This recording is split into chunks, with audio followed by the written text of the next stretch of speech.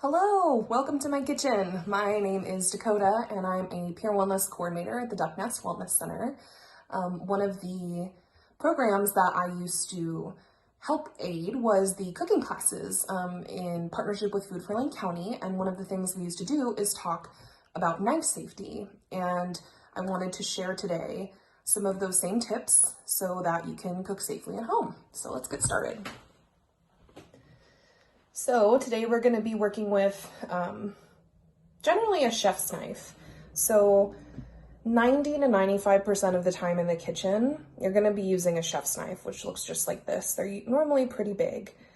And let's talk a little bit about some safety tips that we want to use before we even get started. So I think generally what I like to do is choke up on the blade of the knife sort of on top.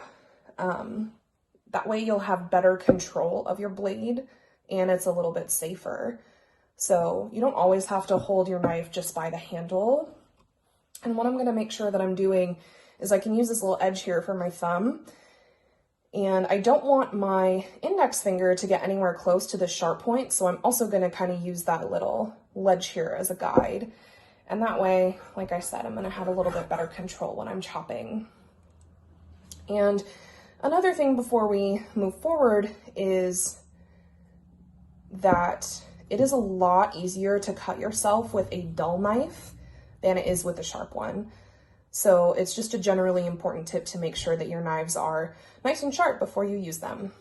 So some other general tips, if you watch Chopped or any cooking shows, you will see that there is just really fast chopping, and you don't need to do that. It's much better to be safer, and it's much better not to rush.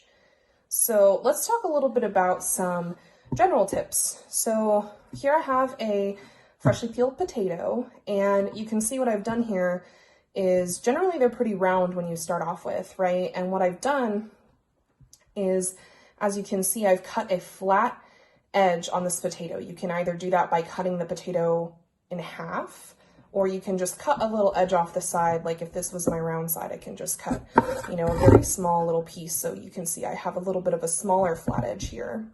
And what that allows you to do is it gives you a little more stability when you're chopping and cutting something, so it's not rolling around, and that reduces the risk of accident or getting cut. So as far as motion goes when cutting, it doesn't all have to be one motion, but I think that a rocking back and forth motion is really nice and gives you a nice, controlled, even cut.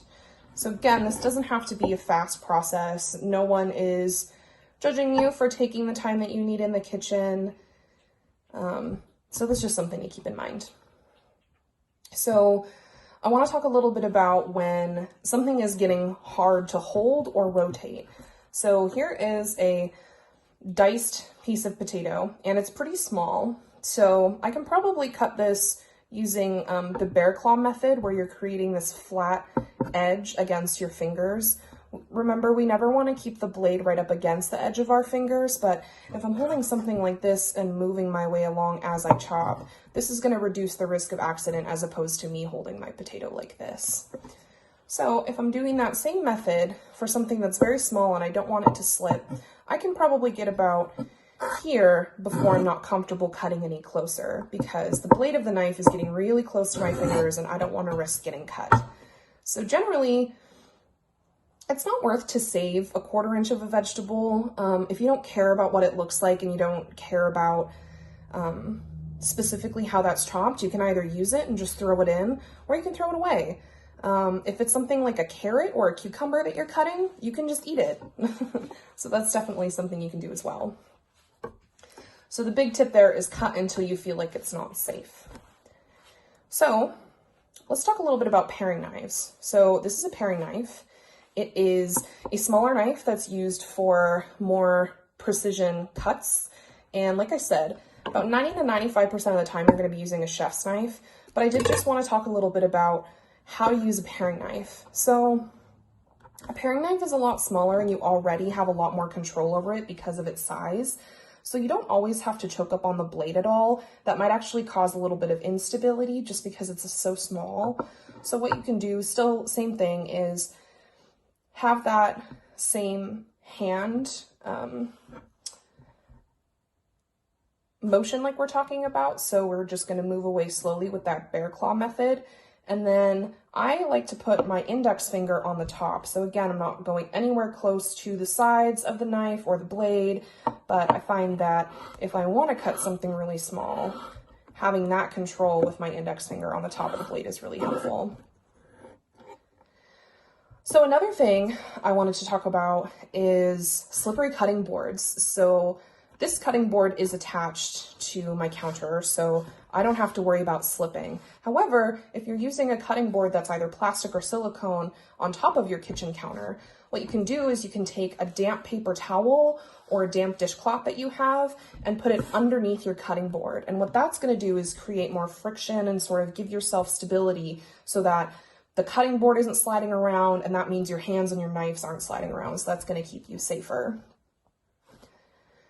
So lastly, as far as tips go, I wanted to talk about garlic. So garlic is used in a lot of recipes, and without a garlic press, it's still pretty easy to deal with. So if I want to take off the outer skin, what I can do is I can take this flat edge of the blade and I can press away from myself and keep the bottom of the palm of my hand away from the sharp edge of the blade.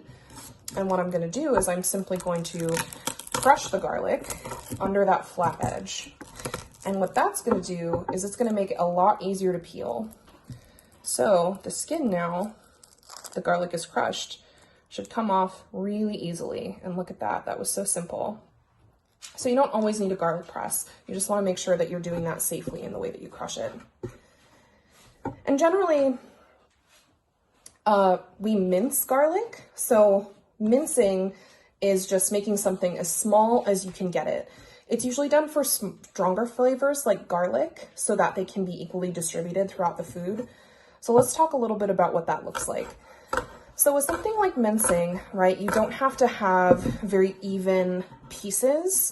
You just want them to be small. So I don't actually even need to have my hands here because it doesn't really matter. I can just keep going between horizontal wise and lengthwise to make it so that these garlic pieces are getting as small as I want them. And you can kind of redistribute and make this little pile so that all these pieces could be relatively even.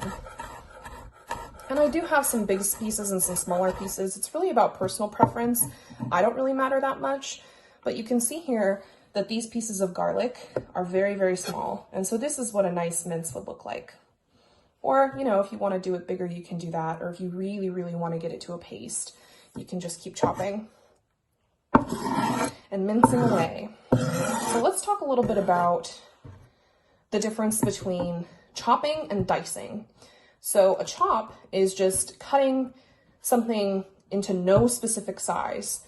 So if I want to chop this onion because I'm going to use it later for something else, I'm not really going to worry about what these shapes and sizes of potato look like. Doesn't really matter how geometrical they are. I'm just going to go back and forth on that vertical and horizontal plane until these pieces are chopped up the size that I want, but you can see that there's not necessarily any particular shape and size of these. So that would be what a chop looks like. A dice is cutting something into pretty small squares, usually 1/2 inch by 1/2 inch by 1/2 inch roughly. So what that looks like is I have this nice piece of potato that I cut here. I have this nice flat edge. So what I'm gonna do is I'm just gonna cut along that edge. Let's cut three nice pieces. Then I'm gonna rotate them and do the same the other way. And what that's gonna give me is these nice even little squares of potatoes. So you could use these for something like hash browns, or if you're making anything that you need smaller pieces for, that would be a good way to dice. And lastly, I did want to talk about one more cutting method that's pretty popular, and that's the julienne. So the julienne is essentially when you're just cutting things into little matchsticks. So again, I have a nice piece of potato here. I have this nice long flat edge. And what I'm gonna do is same thing with my fingers, moving slowly backwards as I go. I'm just gonna cut this long edge sort of over and over. And this is probably about the point that I wouldn't care. I would probably use this piece, or again, you can throw it away. But you can see what I've created is these nice, even sort of match sticks. So if you need them smaller, you can still, without your hand, try and create that nice even cut in half if you want smaller pieces. But generally, this is what a julienne looks like. So they're just these really tiny matchstick type of pieces. And that's all I have for you today on knife safety. Please reach out with any questions, and happy cooking.